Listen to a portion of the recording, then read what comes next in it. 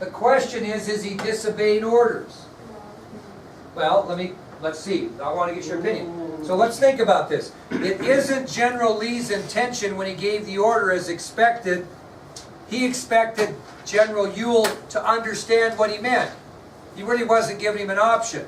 It was Lee's assumption that General Ewell would understand and attack Culps Hill without any question.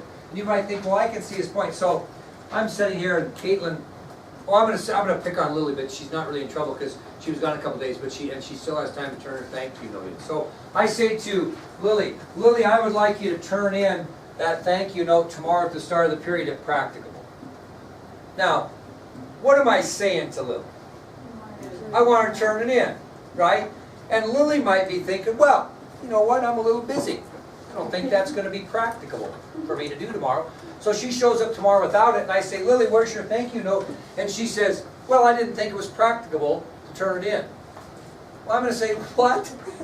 I mean, even though I said that to you, Lily, that, the hint was pretty strong, I wanted it. Well, that's kind of what Lee was doing. He was in shock that Ewell didn't get that that's what he wanted. That was kind of generally how you gave orders at that time. If I say to Aurora, if you have time, I'd really like you to study for this test tomorrow. Well, what I'm saying to Aurora is study for your test tomorrow. And then she might say, well, I didn't have time. I didn't do it. Well, you told me if I had time, I didn't have it. Well, the general gist was I wanted her to do it. Well, that was what Lee was saying.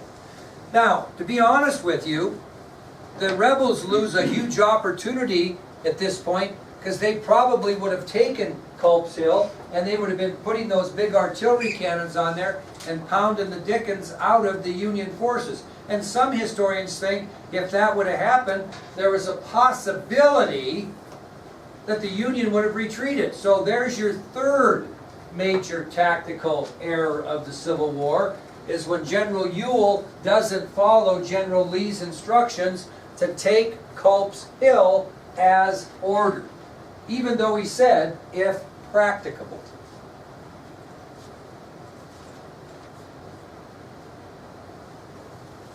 Well, we're moving to day 2. This is where we're at. There's the positions you see after day 1.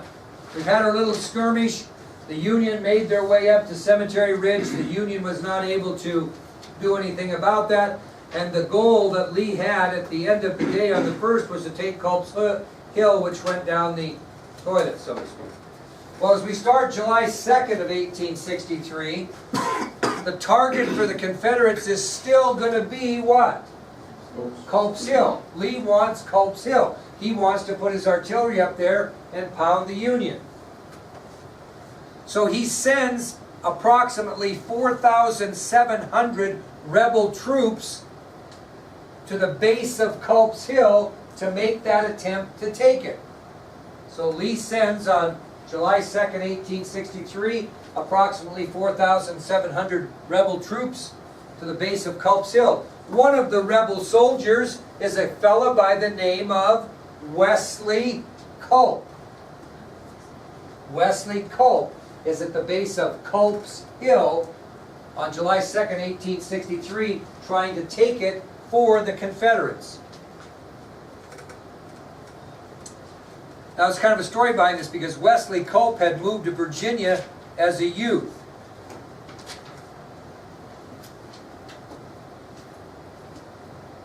His uncle owned what's known as Culps Hill in Pennsylvania. So this guy is now fighting to secure his uncle's land. This kind of tells you about brother versus brother, relative versus relative.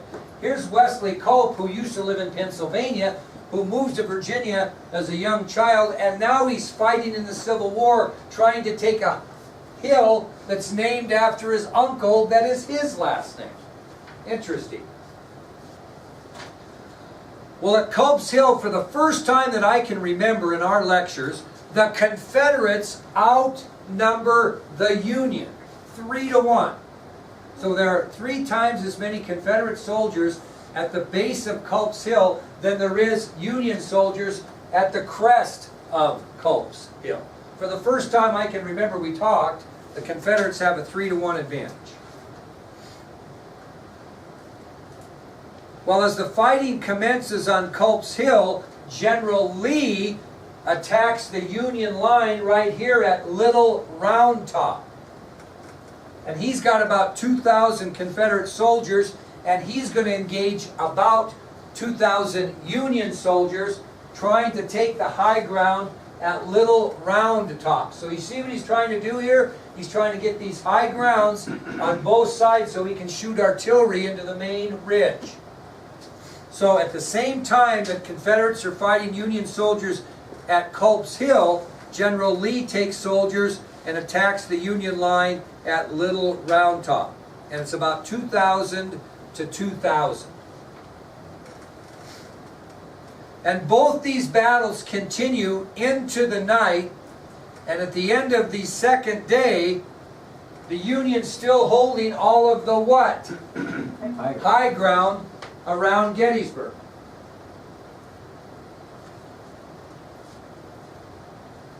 Now, even though nothing's been gained, that doesn't mean casualties weren't high.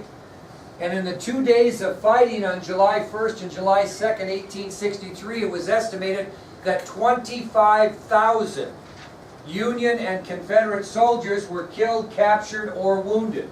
25,000 casualties on both sides. 14,000 on the Union side, 11,000 on the Confederate side. So there's a huge loss of life these first 2 days with not much done, right? Anything really accomplished from the first day when they took the ridge? Not really. Okay? So about 25,000 casualties the first 2 days, 14,000 Union casualties, 11,000 Confederates. So that night, the night of July 2nd, 1863, both the Union commanders, including George Meade, and the Confederate commanders, including Robert E. Lee, are at their camps concentrating on what's going to happen the third day of the battle. They're strategizing. Both sides are strategizing on what they're going to do on the third day of battle. And we'll start with the Union and George Meade and his commanders. Okay, they're meeting in a farmhouse that they are taking refuge in around Gettysburg. He's got his officers all together, and he calls them all together, and he conducts what historians call a council of war, where they're going to discuss what they're going to do concerning day 3 of the battle. And I would compare this council of war that Meade had with his commanders with a basketball coach or a football coach during halftime. Okay, you played the first half, and what do your coaches do? The volleyball is different because you don't have halves, really. Okay, okay. Jaden, without going into gross detail that we probably don't need to know, at halftime of your last basketball game, what was going on in there as far as what was the head coach doing that would be the General Meade of the unit? What was he doing besides maybe a little frustrated? He was talking about what we did wrong and what we did right, and how to fix what we did wrong and continue what we did right. Exactly, and that's what Meade did. He sat down with those commanders and he told them, this is what we didn't do so well, this is what we did well, this is what I think we need to do to win tomorrow, just like Coach Abel said, this is what we need to do to win the game in the second half. Now, the only thing I would say is Meade took a little different approach maybe than Coach Abel did, or maybe I did when I was coaching. Did he ever ask your opinion? And if you said, well, Mr. Abel or Coach Abel, I think we should play zone, even though you said man-to-man, I think we should, did you say that? No. Because he's going to make the decision, isn't he? Well, Meade kind of went off the grid because that was normally what a commander did. But Meade actually put out 2 options for his commanders to choose from and actually had them vote on it. So that'd be like Coach Abel saying, well, kiddos, I don't know if we should play man-to-man or zone, so I'll tell you what we're going to do. We're going to vote on it. And whatever you guys vote on is what we'll play. That will never happen in organized basketball, will it? What are you whispering about? We did that last week. We couldn't decide. He let you choose? Which offense to do, and he let us choose this team. Well, I'll tell you, that's the first. You know what that's called? Consensus building, which is on your ID sheet. I'm kind of happy to see that. Consensus building. You don't see that very often. And that's what General Meade did. He gave them 2 options and had them vote on it, what they should do on July 3rd of 1863. A little more serious than what offense you're going to run, but these were the 2 options he gave. He said, you know what, we could lose this battle. So our first option is simply tomorrow morning retreating back to Washington, D.C. and avoiding a loss. That was his first option. His second option was, or we're all in, we'll stand and fight to the bitter end, to the last man standing, and if we win this battle, we win it. If we don't, I guess the Confederacy gets to have their own country. Now, he's no different than the basketball coach, who says to, at the last halftime, will you win or lose it? Winning. Okay, but by very many? By 30. Okay, let's say you were, how about the game before that? What were you playing? Losing by 30. Okay, how about a game in which you were about even? Remember one of those? Yeah. Yeah, you're up a little, okay, you're up a little or down a little. Isn't that kind of what General Meade is? But General Meade is saying, hey, we could lose this thing, right? So it'd be like a coach saying, you know, we're 5 points down, and we certainly could lose this, so here's our options. We're just going to go home now. We're done playing, we're going to forfeit and go home so we don't get beat by 30.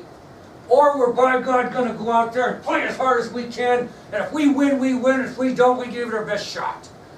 Which are the kids going to vote on? Stay in the fight. Yeah, every one of it. So Meade's no different. He gives those guys those options. He is going to have one commander that says, oh, we better go home. He's motivating them to go out there and say, let's give it all we have, and we'll see what happens. So the purpose of the meeting by General Meade was to implement consensus building, which allowed the opinions of his officers. But yet it was motivation because he knew they weren't going to choose probably to go home. He fired them up. And you think if he gets his commanders fired up, do you think those soldiers are going to fight harder the next day? I mean, that's the idea. So it was no different in a way than what we see in coaching sports. Well, let's go to the Confederate side. On the evening of July 2nd, Lee and his commanders also are meeting to discuss what they're going to do. And I'll just tell you, the Confederate morale was high as can be. Lee believed there was no question that they would go out the next day on July 3rd, 1863, and crush the Union at Gettysburg. He was fully aware of that. He pushed that upon his soldiers. And so what they do that night is they don't talk about winning and losing or that type of thing or any consensus building. Lee simply devises a battle plan for the 3rd day of Gettysburg, which is going to be a 3-part or 3-phase strategy. And that's what we're going to pick up with tomorrow, is Lee's 3-phase strategy of what he's going to do at Gettysburg on the final day of that tremendous battle. Okay, and we'll finish with that. Now, I want Miss Cottrell to grab everybody's 3-ring binder here and hand it to him because I got a project for us. You're going to like it. It could be